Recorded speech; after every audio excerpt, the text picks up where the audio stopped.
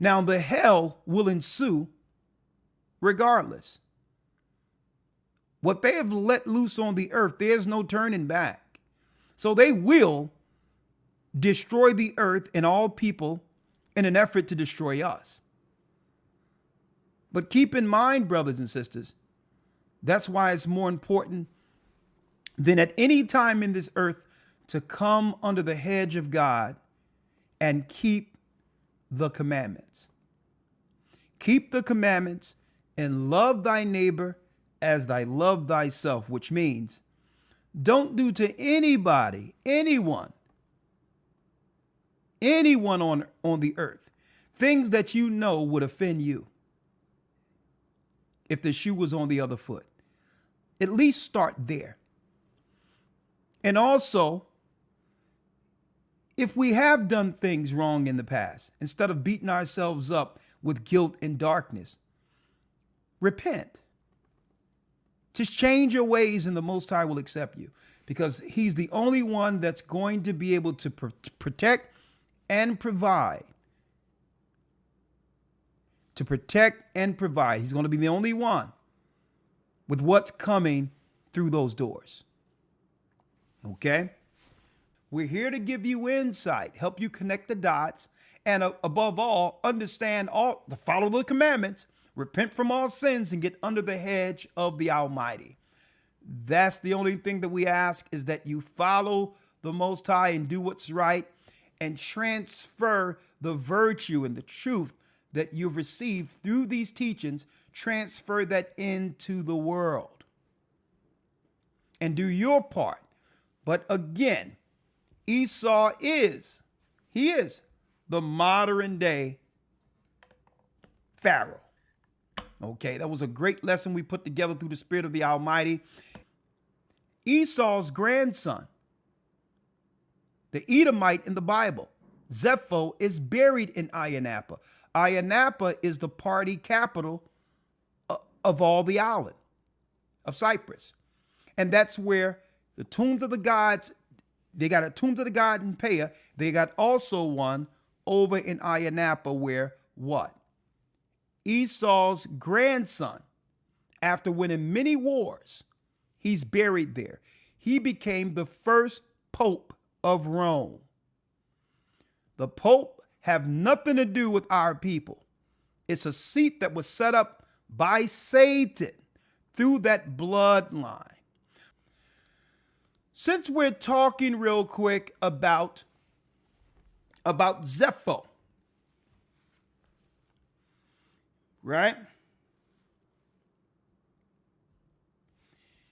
In the book of Jasher, the 63rd chapter in Ayia Napa, where she said her daughter exhibited racism, right? In the book of Jasher, it talks about, in Jasher 63, it goes into how Esau, who went into Ayia Napa, into Kittim, how he was trying to get with the Africans in an alliance to come against us who was in Egypt, and how we began to march in the wilderness. Well, it was Esau's son trying to conspire with Africans to kill us in the wilderness. Zepho, the Edomite, who became the priest over Rome. In the book of Jasher, it breaks this down, right? And one thing I wanted to pull out of this in particular, right? Let me see. Let me start at 11. And Zepho, the son of Eliphaz, the son of Esau, heard their report and went forth to meet with his army, and he fought them there in the road. And Zepho smote the troops of the king of Africa with the edge of the sword, and left none remaining of them. Not even one returned to his master in Africa. So what happens? Zepho goes to this African king and say, I need you to war with me against my cousins, the tribes of Jacob who are in Egypt. The African king went to a sorcerer or a wizard and said, I need you to give me some insight on whether or not we could win this war against Jacob, who've grown strong in Egypt. The spirits spoke to this African dude and said, listen, if you go against Jacob in Egypt, the God of Israel, the God of Abraham, will utterly annihilate you, and your name will not be written in any future history, right? So this African king goes back to Zepho and say, hey, I cannot align myself against Jacob in Egypt. They're too powerful and their God is too powerful, right? So what does Zepho do? Zepho instigate a fight that he can't win. And now the African king aligns himself with an army to come against Zepho. Zepho went to his brother to help. His cousins to help, who were on the other side of things, right? The Greeks and other parts that were there. And they say, no, we're not fighting with you. We can't beat them. So what? Zepho prays to the God of Abraham. He prays to the God of Abraham, folks, and say, listen, I know that you are the God of all gods, and I'm willing to put down my paganism. Come, send your spirit to help me against the African king. Our God, hear the prayer of Esau. And the spirits went along in Esau's army under Zepho to wipe out all of the Africans who was against him. Right? You would never guess what Esau does after winning the war. A war that he could not have won unless he consulted with our God in fervent prayer and sacrifice. No sooner as Esau's grandson Zepho, no sooner as he won that war, he turned his sight against our people again in an attempt to war with us, even coming out of Egypt. He went back to the pagan gods and sought guidance to destroy our women and or children and all of that while in Egypt. Why am I putting this out there, folks? Here are the tactics of Esau. It doesn't matter. As a government, as a power, unified these Edomites who rule the earth. It doesn't matter. They'll use every form of warfare against us to consolidate power, believing that our forefather Jacob stole their birthright. So any way they treat us is justified to them. They'll tell us to bring our children into these places to get stuff up in them and all that. And guess what? They won't have 1 ounce of guilt if we bring back a sick child. Sorcery, witchcraft, weather warfare, all of that is what they're utilized because that's the only thing. Carnal power is what they were gifted with to destroy us. So again, when it comes to Esau, he exercised the carnal power of sorcery. That's what he does.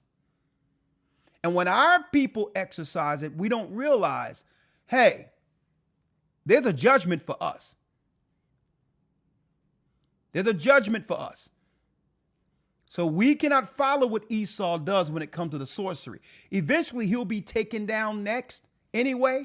But if we don't repent while the Most High is bringing judgment, we will be taken down in this sorcery. We'll be taken down through the judgment that comes against this sorcery, folks. Zepho, they'll use weather warfare. The Edomites will use anything they can, including military might, to keep their power over us, knowing that God is now calling back his people. We ought to repent, hedge ourselves, and don't care about how Esau feels. We're not going to him anymore for validation. We're going to pray to our God for protection through this storm that's coming. And we're going to rally under the hedge of God.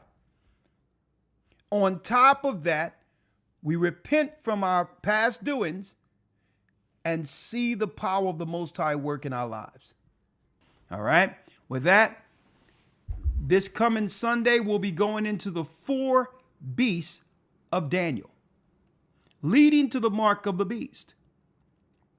Brothers and sisters, we're close. With that, see you on the other side. Patreon.com/agathering144. May the Most High be with you. Stay prayed up. Sin not. We will soon see Israel. And yes, starting next week, we will be taking enrollments for the next Hebrew and Bible Academy. We have, in the midst of what's going on in Africa right now, we're going to have something special in the next academy. Elder Lawyer will be reporting live on the ground in Africa. I told y'all many years ago that Africa will be the last battleground in the desolation. And already Trump is about to send troops there. Remember, I told y'all this, okay? Africa is the last battleground. Why? Because they knew it would just only be a matter of time before the children of Judah here in America would go back over to Africa, only to awaken the tribes of Judah, Benjamin, and Levi, who are still there. They knew it. We're not going back to Africa with a chip on our shoulder or an axe to grind, guilting our brothers and sisters who cast us off for dead, guilting them for their hand in our captivity. No, not at all.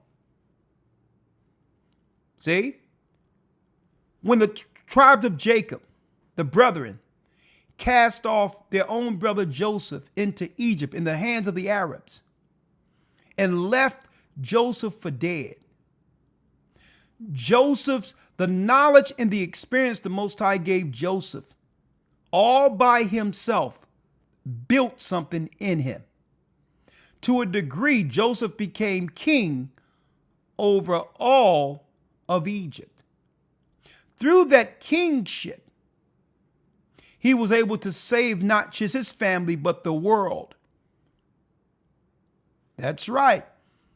In preparation for a 7-year famine that the Most High showed Joseph how to get through.